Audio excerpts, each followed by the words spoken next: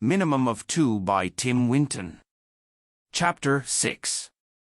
Minimum of 2. I felt Greta in the dark and her buttocks were cool as honeydew. She stirred. Her breasts came my way and puckered against my face. I hoped to God she would stay asleep. I ached with my own blood. Gently, I squared her hips to me, displaced a bent knee and settled in between her legs. Her fine hair fell across my mouth. She breathed her sweet melon smell. I felt the curve of jaw, line of neck, heard the satin whisper of a shifting thigh, and all the caution went out of me as I pushed her back, writhed up into her, levering on my toes, until I prized her open. She gave a little cry. Her knees locked me at the hips. I scrambled and shunted with my head blank. Greta, my wife, began to scream. Her nails lifted buds of flesh from my back. She head-butted me and I yawed off her, spilling across the bed into the cold. There was a small silence before a car started up across the street and Greta began to make broken noises that might have been retching or weeping, though I couldn't tell because I got the hell out. Among the sawdust drifts in my workshop, I threw tools at the wall and kicked drums, lurching in a sweat from one end to the other until I could barely breathe anymore, and I fell in a corner against an old chest full of bolts and brackets. The fluorescent light made me feel puny. I was still naked. I smelt of Greta. I was ashamed. That hatred came back and I got frightened of myself. I thought of that bastard Blakey cornering her in the dungeon shadows of the car park, and of the features of her face collapsing as she backed against a fender, then a pillar, then a wall. The things he did to her, those details that everyone heard at the trial, the things he said, the things I listened to her say in a dead tone. I thought of her quiet on the piss-smelling concrete and her blood on his business suit. Now in my mind I couldn't stop from seeing her pulling her clothes together as he showed her to her car and strapped her in, and sent her on her way to be on her best behavior. The look of her when she came into the house that night nearly 3 years ago made me want to die. She was like a ghost for 2 weeks. I couldn't get a word out of her, but I heard her crying in the bathroom at night. When I found the bruises on her, I forced it out of her. I took her to the police. A week or so after that, she thought a little and I knew she was coping. Her big laugh came back and the softness in her eyes. There was a rash on her chest sometimes that came and went, but she seemed okay. After my first rage, I put it all to the back of my mind. I told myself that what was important was getting Greta back into herself. I wanted to give her all the time she needed. It was some time before she could be touched, but she softened up. We stayed home, felt intimate again. I was frightened to even suggest sex, but it was her idea in the end. We decided to have a baby. Big and round and rich, Greta never looked better. Seeing her pregnant made me happy and I knew it was all right with us again. Blakey was Greta's senior in the department. She took too long to act. The jury procrastinated as though maybe the whole thing was Greta's fault, but Blakey got 5 years with a minimum before parole of 2. We sat like wood in the courtroom, Greta and me. The lawyer was smug. There were photographers. They begged us to smile. After the trial, I stopped work for a few weeks. The house was quiet. Greta went back to what she was like the months after it first happened. It was like a relapse. She cried a lot, moved potted plants from place to place around the house, smoked 3 packs a day, had nightmares, wouldn't talk about it. A few weeks passed. I took her out for a game of tennis. She wore a tracksuit even though there was sun. We drove up into the hills. Had big dinners at home and got drunk and slept well. I'd worked hard on the house ever since the first night she came home like a ghost, and now it was good to be in. Winter was coming. Greta stayed around the house. Because it was cozy, she said. I knew I was helping. She got better. The twins were born and she cried for 3 days, but she pulled herself together. I worked hard and brought in a lot of money and improved the house still more. Everything was good. Greta was content with the boys.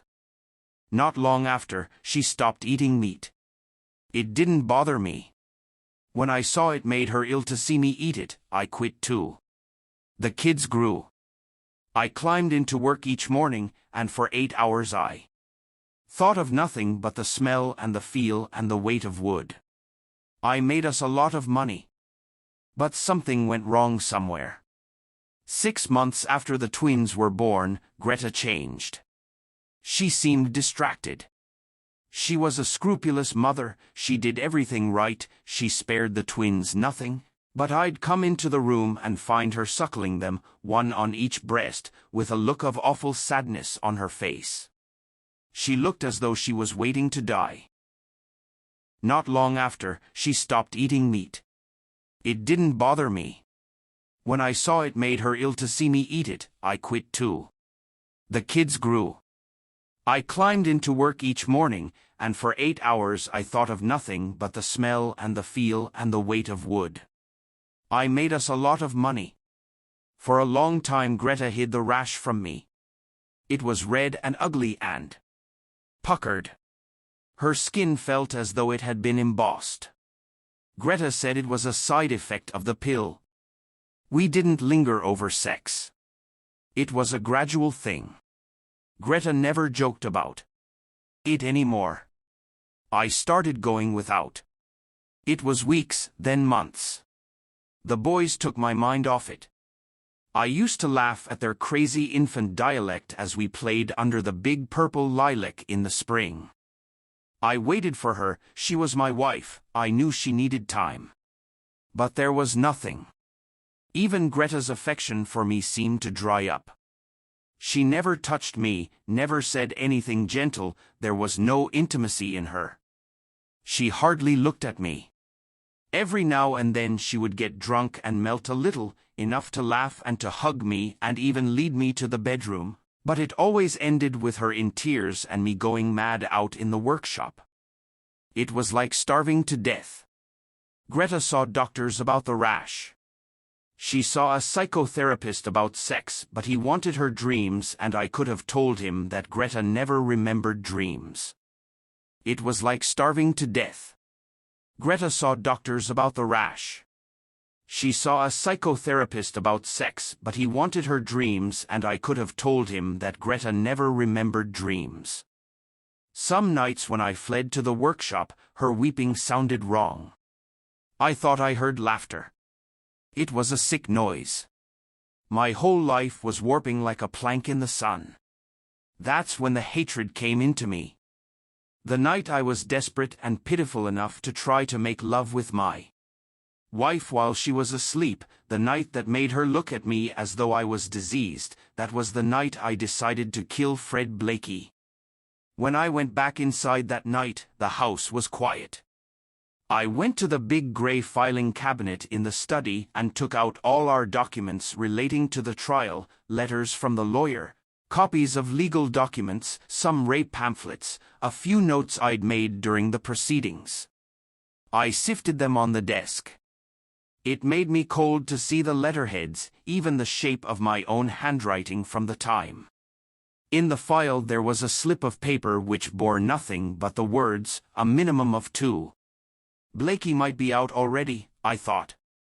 I checked back through the dates. No, he'd still be inside, but nearly due for parole. The twins found me asleep in the reading chair in the morning. They thought it was great fun.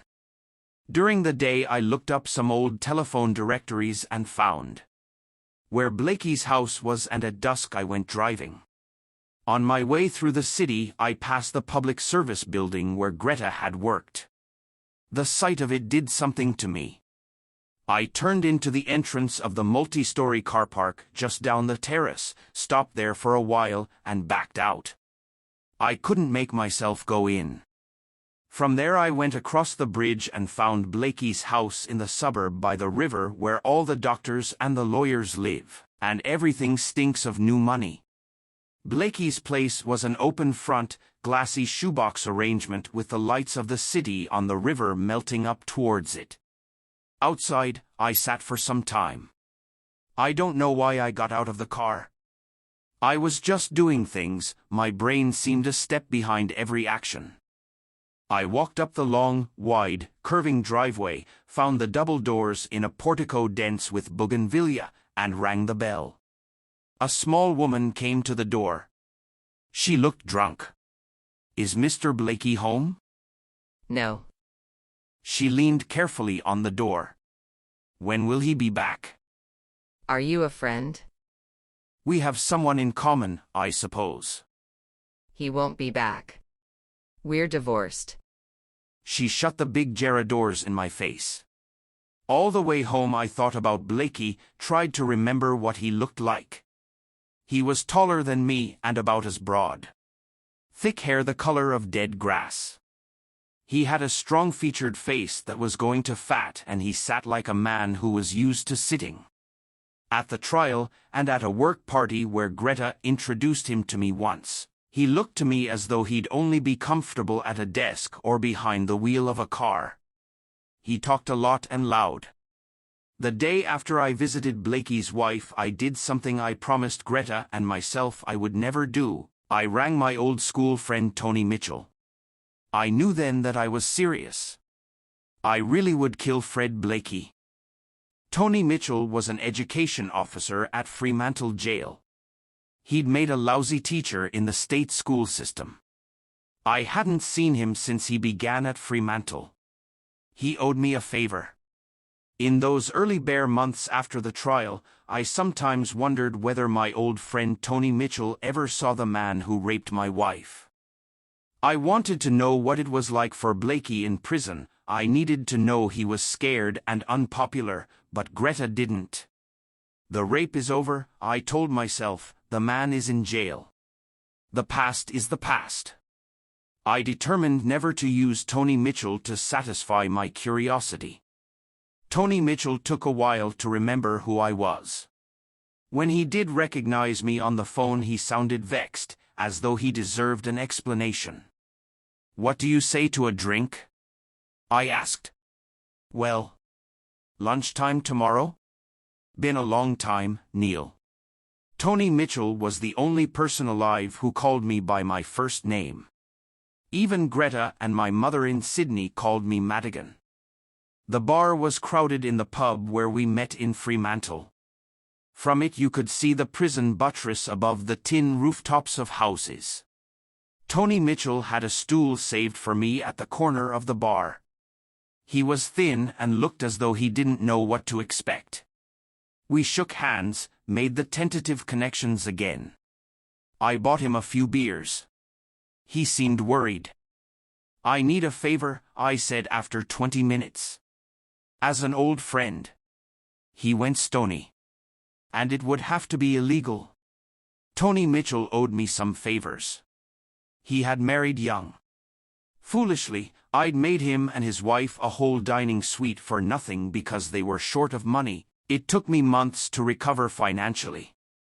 "I don't know," I said. "Unethical, maybe." Tony fooled with his glass. "You in trouble?" I shook my head. "You don't know my wife, do you?" "She was raped." "Madigan." "I can't."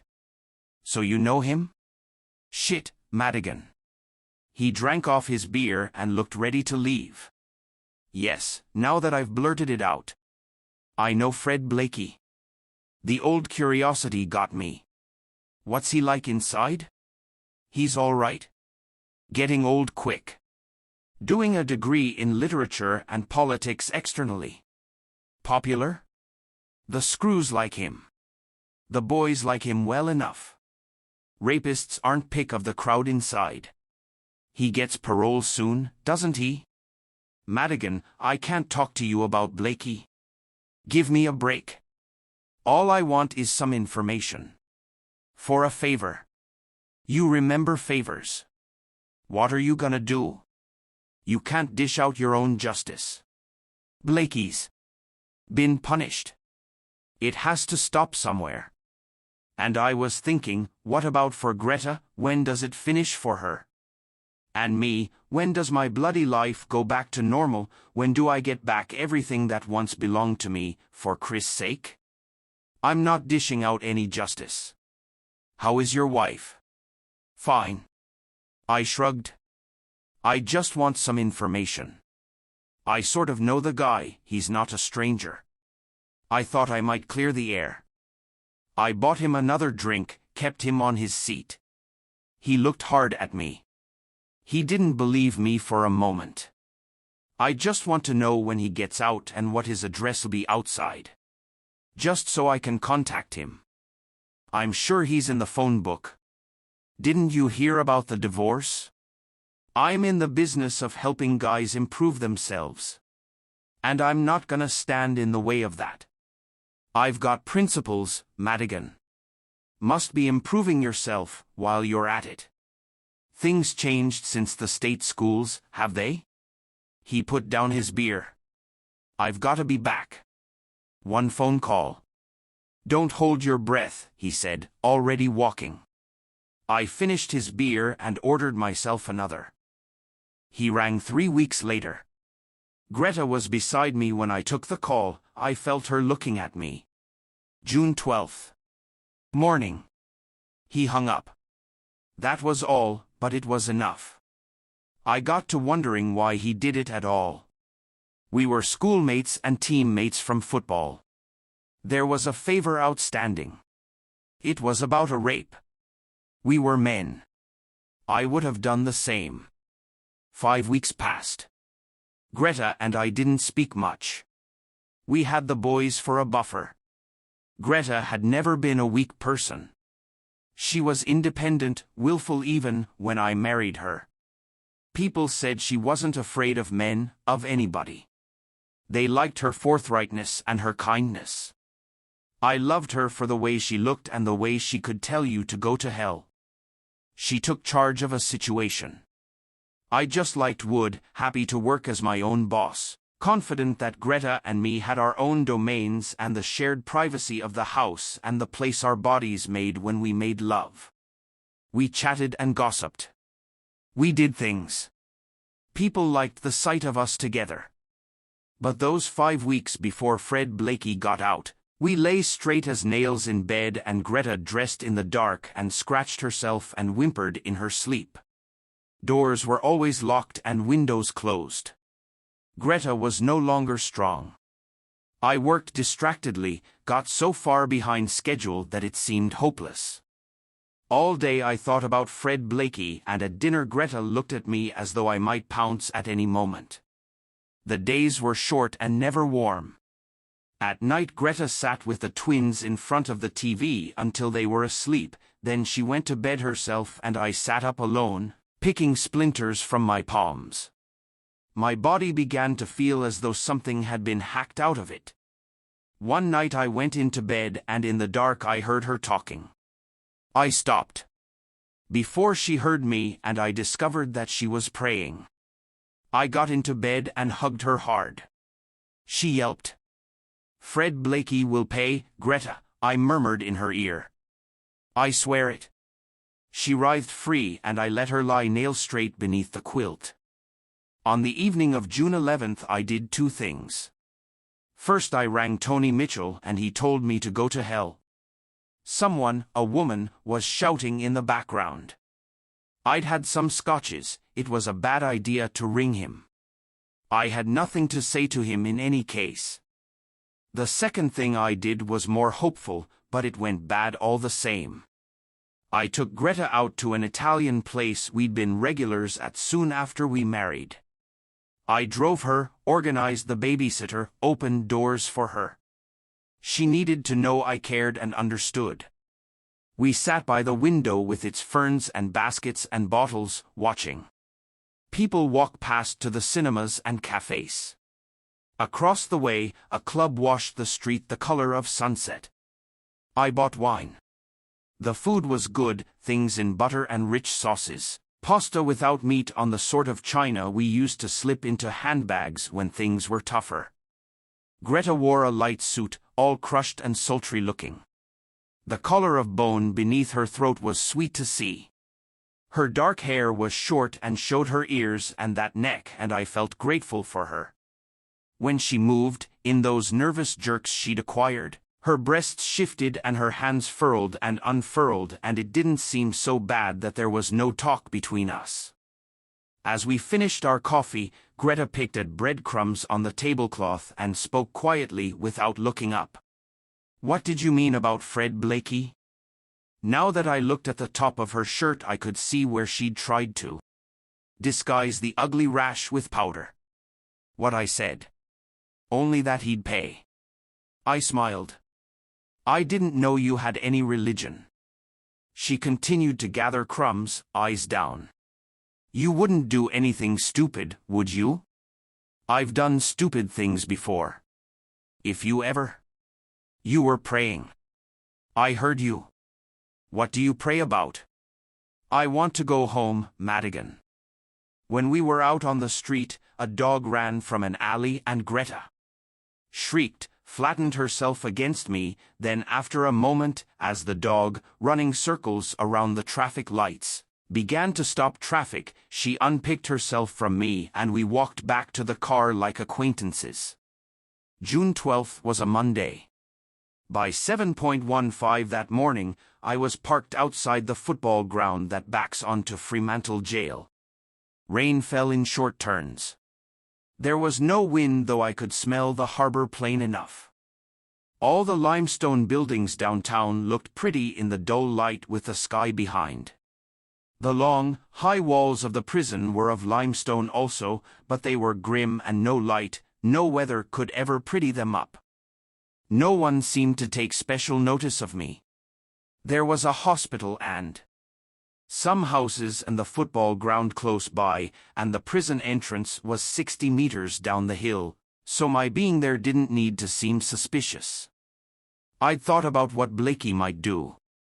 If he was anything like me, he'd head straight down the hill for the nearest pub, walk those narrow streets to smell the fruit and coffee and see the women and the docks.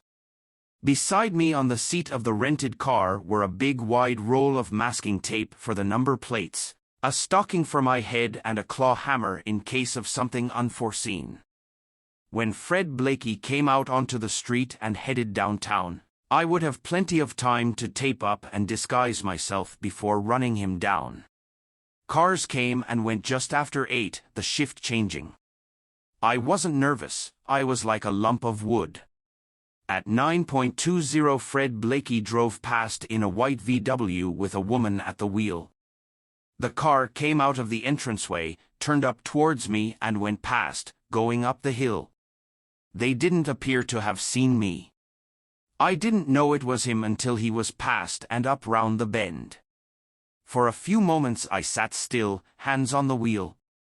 Then I started the little sedan and threw it into a U-turn up the hill. A woman. I'd expected a broken man, spurned by all, shuffling out on the road, walking into Fremantle to survey his chances. Here he was, the bastard, with a woman collecting him at the gate. I drove hard. I had no plan. We wove round the river past shipyards and boat pens and yacht clubs until the better suburbs ran to the foreshore. I saw the two heads in the VW tilting towards one another in conversation, and all the time I tried to organize the business in my mind, to make some plan. In time we reached the suburb where Blakey and his wife lived, but instead of passing through, as I expected, Blakey's girlfriend turned into a side street away from the river and up through the trees and rich verges into a quiet avenue. I hung back without the cover of other cars. The VW slipped into a gravel drive between pines and I coasted past, got the number and drove home. All day I sat alone in the workshop. Greta hung out the washing with the boys at her knee. When she reached up and exposed the back of her legs, I saw her with Fred Blakey and I could barely breathe. She saw the hire car later in the day, just looked hard at me and I kept away. At dinner I joked with the twins and drank some beer. Greta brought out a lifeless vegetable casserole. She was remote. When she passed, I had the feeling you get as a schoolboy when the prettiest girl in the class slides past, helplessness and gloom. "Where did you go this morning?" I said nothing. I wanted so much to talk. Later I said, "Things you'll get better." "They will." For a moment her eyes lifted. The lines beneath them made her older than she was. She looked tired and sick. I wanted her. She turned to the twins, gave them toneless baby talk and supervised their meal. Late the same evening I parked in the street where I'd left Fred Blakey earlier in the day. In the dark, I walked past a few times until I had an idea of the place.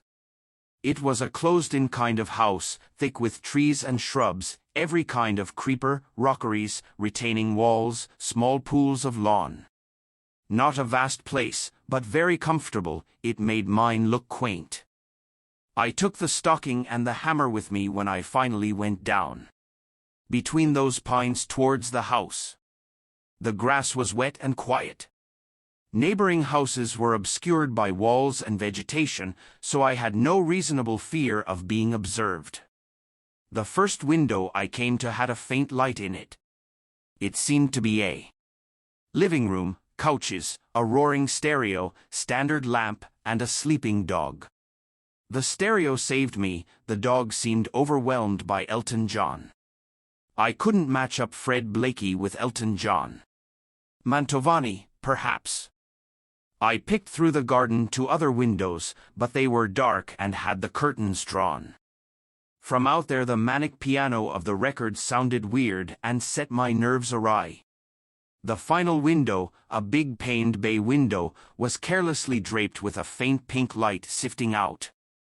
I eased up from a crouch in the flower bed and saw through gaps in the curtains that the room was a bedroom and occupied. I saw 2 pairs of legs. The man's were hairy, varicose, and white. The woman's were shorter, darker, younger. I tried another space in the drapes and saw a profile of the woman's face against the hairy white shoulder of a man. She didn't look 20 years old. Her hair was blonde and cut short. She had full lips and a small jaw.